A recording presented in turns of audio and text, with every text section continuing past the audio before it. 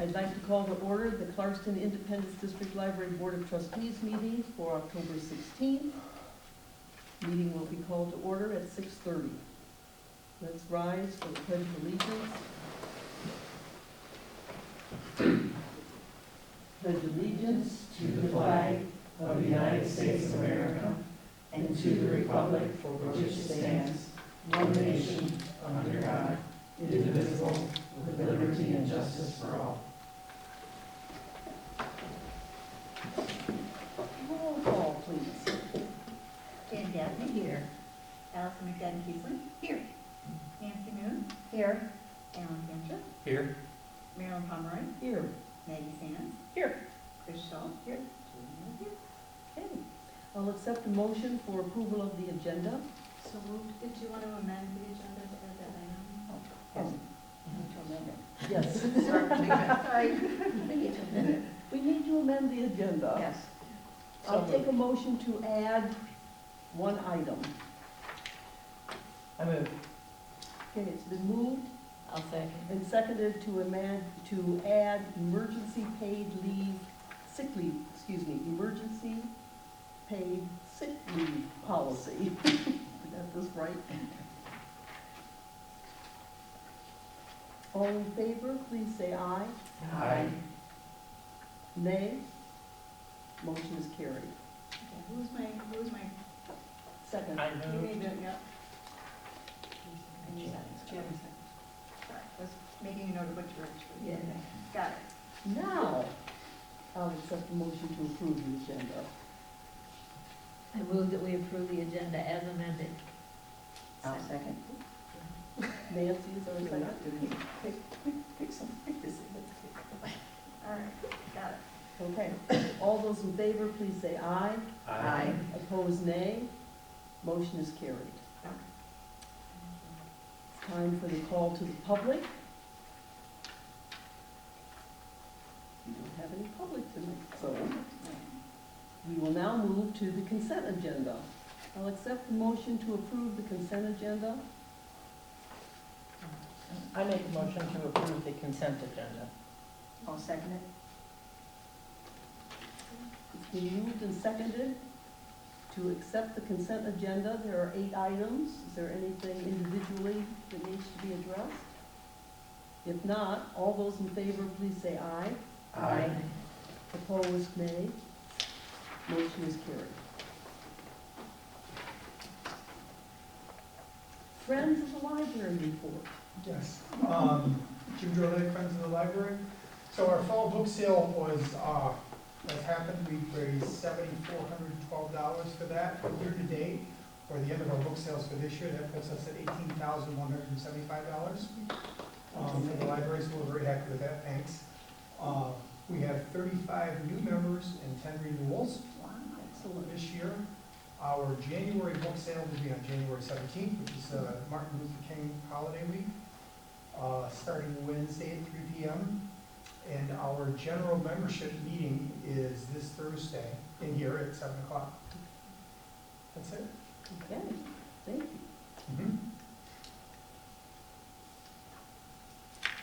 Library statistics. So Mr. Bowman provided the statistics for the evening. He did point out, I was asking what looks interesting to him, and he said that he was very impressed with the fact that there is so much growth in adult programming. More programs are being offered, and the attendance has risen significantly. So congratulations to our adult department for doing so much to improve that. We're seeing growth in all areas. The only couple of places that are holding steady are study room usage and circulation, but visitors are up, computer users are up, questions are up, everything is up. Which is what we like to see. Which is what we like to see. Busy, busy. Excellent. Any questions? If not, the library director's report. Okay, so the installation of the library's new fire alarm system is underway. Last week, a technician ran the new wiring throughout the building. In the coming days, the installation of the new ADA-compliant lights and sirens will begin. We received 2 proposals in response to our RFP for audit services. The Finance Committee will be meeting to review the submissions and present a recommendation to the board at the November 13th meeting. The Employee Policy Committee will be meeting with the labor attorney next week to finalize the draft of the updated employee policy manual. The next step will be for the draft to be reviewed by the library's management team. So all those projects are moving right along. We are continuing to investigate the feasibility of adding an EV charging station. Over the summer, we spoke to 3 electricians, and each indicated that a separate line of power could be run directly from the power pole, trenched in the ground to the edge of the parking lot, instead of boring under the parking lot from the building, which would be quite costly. This would allow power usage to be tracked by a separate meter, making it easier to differentiate between power usage for the building and power usage for the EV charging. A meeting with DTE is needed to discuss this possibility, so a meeting request was made. At the time, we were informed that DTE did not have adequate staff to assign someone to review our project, but that we would be put in a queue and that they would contact us about a meeting. DTE has contacted us to let us know they will be assigning us a technician soon, and that person will be contacting us for a meeting. So Nancy and I are still tracking that one. I do like the idea of a separate, Yeah. It would make life much easier for us. right, Yeah. to Now, try are to, you billing, or how do we handle stuff?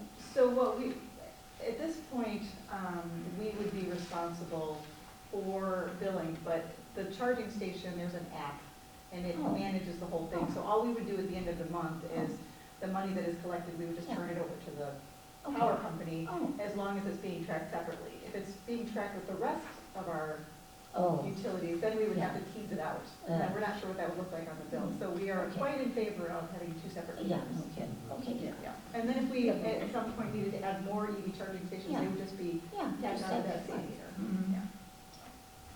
that sounds much better. Oh, yeah. It does to me too. Yeah. Nicole and I had a long conversation about how we would be tracking that, and we Yeah. decided that this is the way to go, so.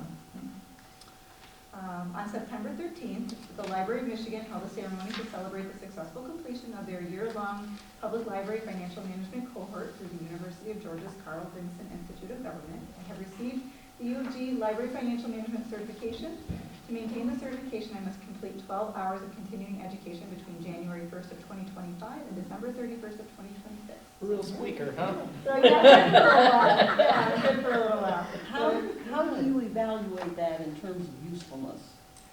I've been using it a lot. It's almost like every time something came up in class, it was dealing with it at my desk. So it's really nice to, Very a lot of details were coming up that were really helpful. The things that I was dealing with every day, that a lot of it was stuff that I understood, but I didn't have the appropriate accountant's jargon that I needed to know. So I knew what I was doing, I just didn't know how to say it so that the people who were the accounting folks understood what I was saying. So it's really made communication better. Helped us to tighten up some of our internal controls, gave us a good feeling about some of the things that we were already doing. So that was nice. Good. Yeah. Good. It was well worth the time. It was a lot to squeeze in, but it was Yeah. well worth the time. Yeah, you're not kidding. So it was good class. For the past several months, the library's IT staff has been working with the local web design company ITD Solutions to overhaul the library's website. On September 11th, the library launched its newly redesigned site. The new site has improved functionality, which includes an accessibility menu. The blue icon in the lower right of every page is the connection point to these enhanced features, and I put that icon right on your report so that you can see what it looks like when you go to the page and we'll look through that. It's really neat. You click on it and there's a whole menu of things you can do for various kinds of accessibility. And they are going to start requiring government entities to have this aspect to their site. So we're ahead of the game on this one, which is really nice. From September through December, the library conducts its performance review process. Supervisors meet individually with staff to discuss how things are going and set goals for the coming year. The staff and board provide feedback to the board's performance review subcommittee regarding the library director, and the subcommittee meets with the director. And the library board also conducts a self-review process and hosts a workshop to review and discuss results. So it is time to work on that, and I'm just throwing that up there. The board last year, you may remember, approved an electronic version of that for yourselves. The staff decided they didn't want an electronic version, but they wanted a PDF fillable form.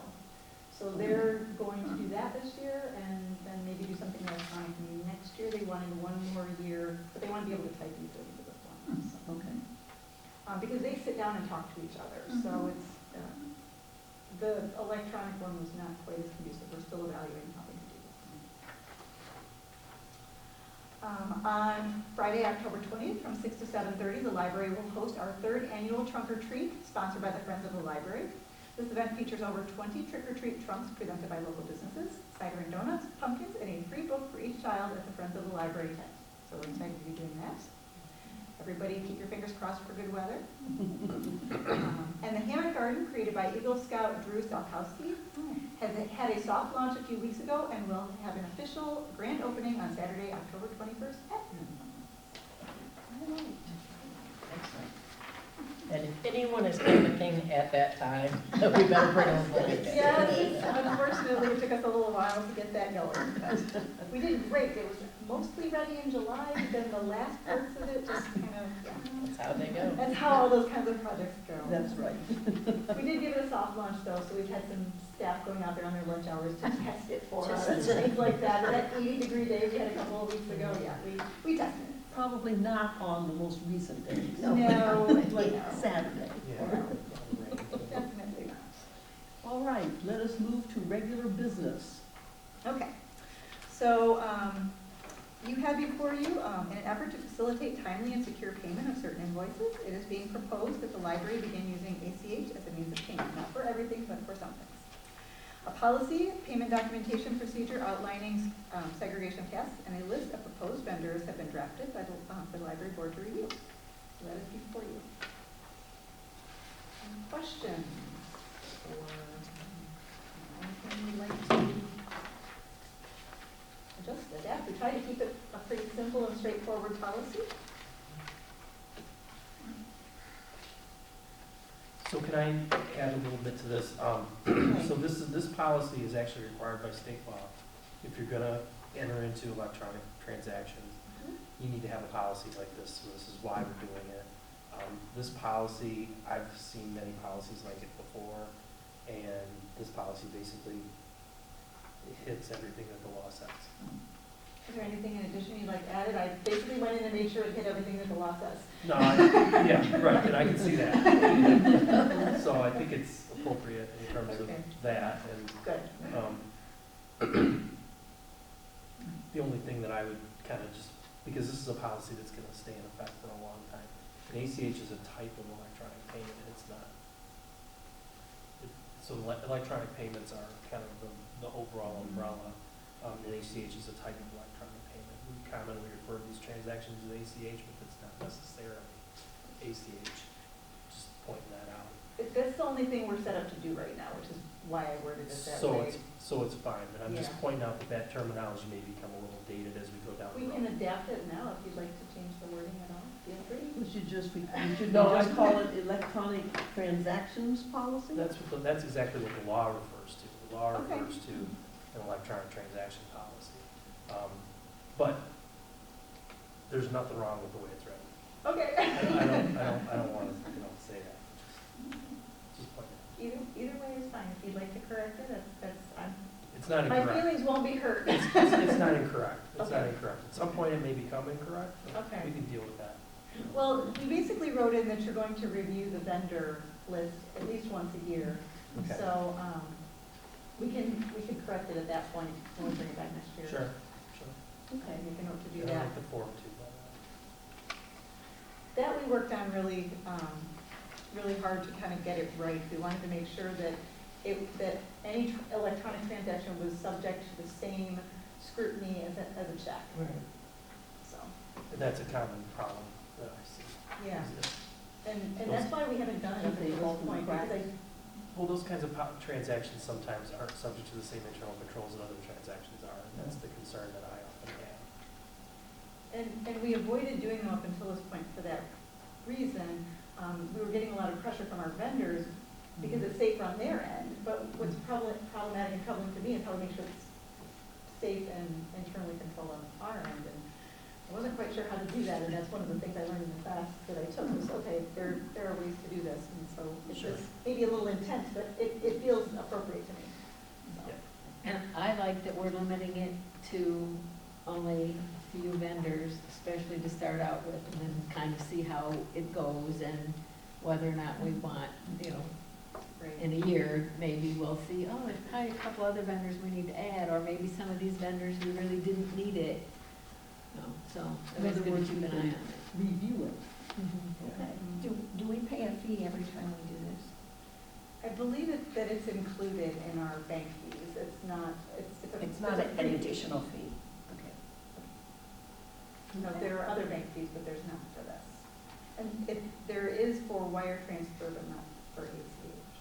So, That was important to find out, because we have a lot of items going through there. So I assume then we'll have this sheet for every invoice company identified on this list. yes, so for those of you that are check signers, you will see this sheet with the invoice, and you will be signing it, or with the checks. So instead of a check, you will have this. So you'll know which ones are ACHs, because you'll be signing, instead of signing a check, you'll be signing these two. And then it'll come back to me. I'm the person who can initiate the ACH, and then Nicole and Bill and Debbie are able to release the ACHs. And so then they would sign off on it, and then we've got this documentation that we expect to be included, stapled right on this, and so this would, instead of a check stub, this is what would ride alongside the invoice in the file. So it'll be very clear which things are ACH and which things are checks. I like it. I think it's great. I'll accept a motion. I move that we accept approve the ACH and electronic transaction policy I'll as second it. presented. Okay, it's been moved and seconded that we approve the ACH electronic transactions policy as presented. Any other comments or questions? If not, all those in favor, please say aye. Aye. Opposed, nay. Motion is carried. Okay. And you'll want to do the vendors list separately because it's a separate piece. Yeah.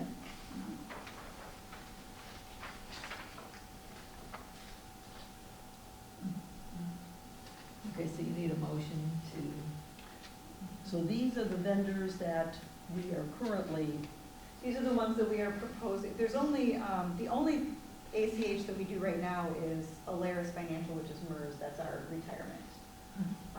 Everything else is done by check, so these would all be new to the list, so. all right, I'll accept a motion on vendors.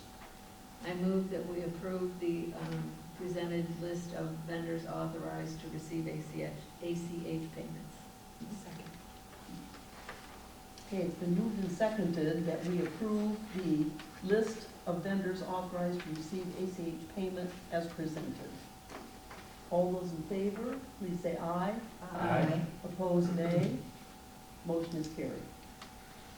Baby Taylor, was that the one that promised? So that- It is. Really? So all of these will home and not have it spread amongst the staff. I would rather have the few people that are getting it stay home and not have an epidemic on our hands within the building. Than have people who are worried about paying their bills coming in and spreading around stuff. So, Which actually was far more prevalent prior to COVID. yeah. I mean, that general mindset. Now that COVID sort of changed our attitudes about staying home when sick. Yes. Um, We are doing. Are we asking them to verify their COVID? And we are able to provide free tests because we supply them from the state of Michigan. So we can send staff home with tests to take it on. So, Okay. And they provide you with results? and we, yeah, Okay. yeah, we require them to. also do those. Right, because we don't want somebody going, oh, look, get a free day off and get I am aware of other businesses who have come up against that problem. I'm It's sort of sure. a little bit, I'm what I'm sure. asking is Yeah. what the validation process is to, some other small businesses that I'm familiar with had quite a run of issues. Mm-hmm. And so it's important, I think the validation portion of this is important to have it. We have been very fortunate with our staff that they want to protect each other. So we're pleased about that part of it, but you're right, I think that the validation portion is important. Okay. Any other questions? If not, all those in favor of extending the emergency paid sick leave policy through December 31st, please say aye. Aye. Those opposed, nay. Motion is carried. Okay. At this time, I will accept a motion for adjournment. I move that we adjourn. Second. It's been moved and seconded that we adjourn. All those in favor, please say aye. Aye. Opposed, nay. Motion is accepted, and we're adjourned at 7 p.m. Wow. Thank you. Meeting. That was efficient.